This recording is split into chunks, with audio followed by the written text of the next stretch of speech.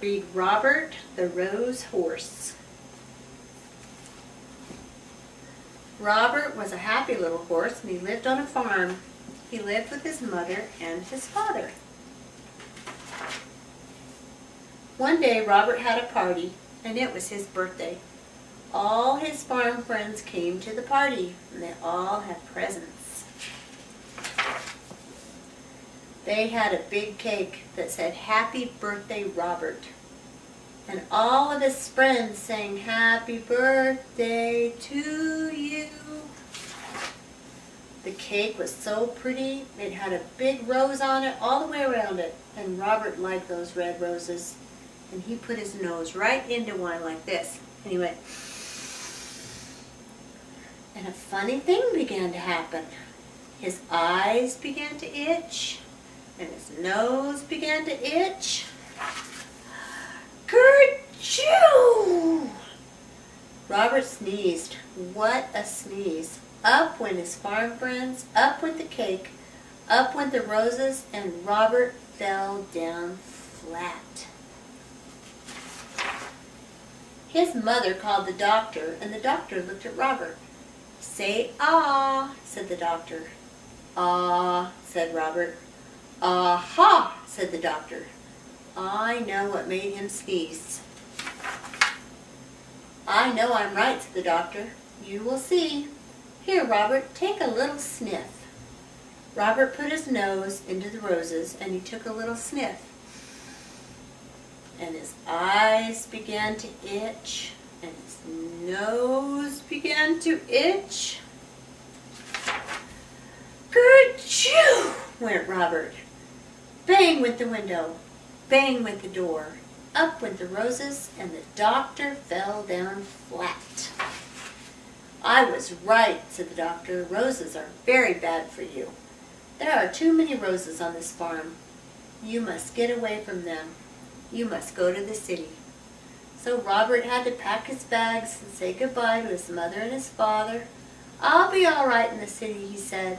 "I'll find work, and I'll get a job." Robert did find work, and he did get a job in the city.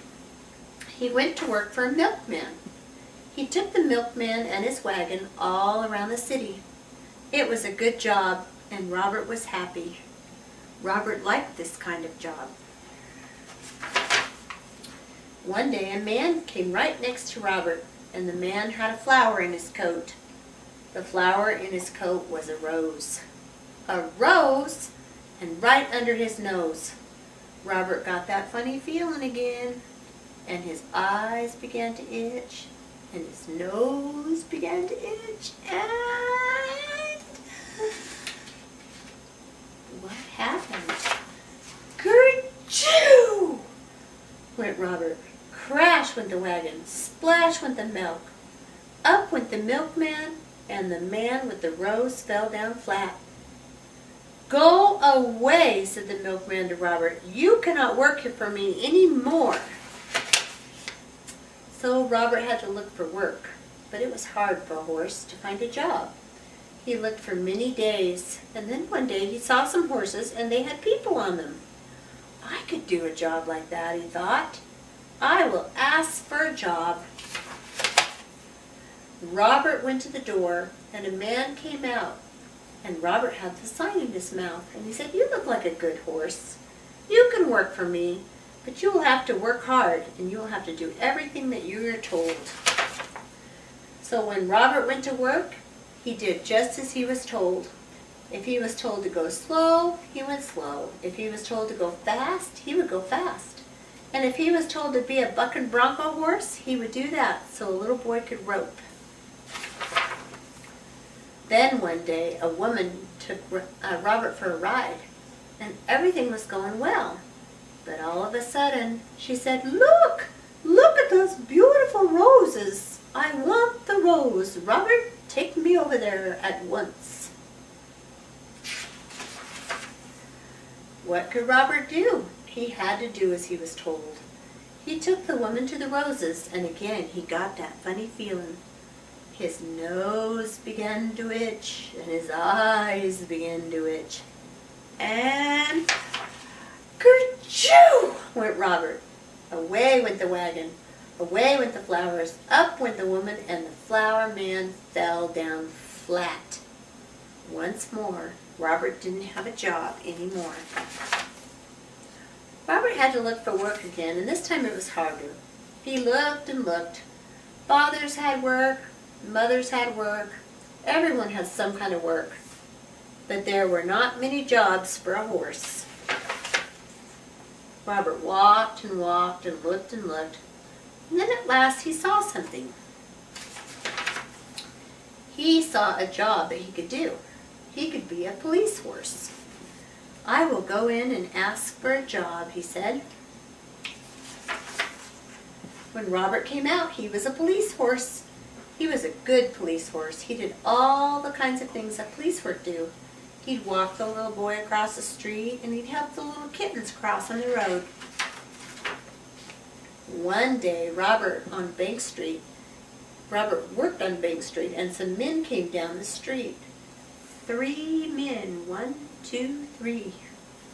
One of them had a black bag, and they went into the bank, and Robert did not see them. Then all at once, someone called out, "Help, police!" Robert looked around, and he saw the 3 men, and they were bank robbers. They were stealing the money from the bank. The robbers ran right through Robert. They ran right over top of him, and away they went. Robert got up fast. He had to stop those robbers, but how? What could he do? And then he saw a rose. It was not a big rose, but it was a rose. He began to think, and he began to think fast. Robert went over to that rose, and he put his nose right in that rose, and he took a sniff. And then he took a big sniff. And then he took an even bigger sniff. And he got that funny feeling again. His eyes began to itch, and his nose began to itch.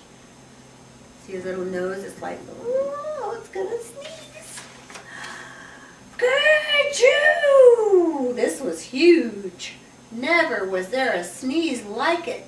Away went the cats, and away went the hats, and up went the dogs, and bang went the guns, down came the birds, up went the black bag, and the robbers fell down flat.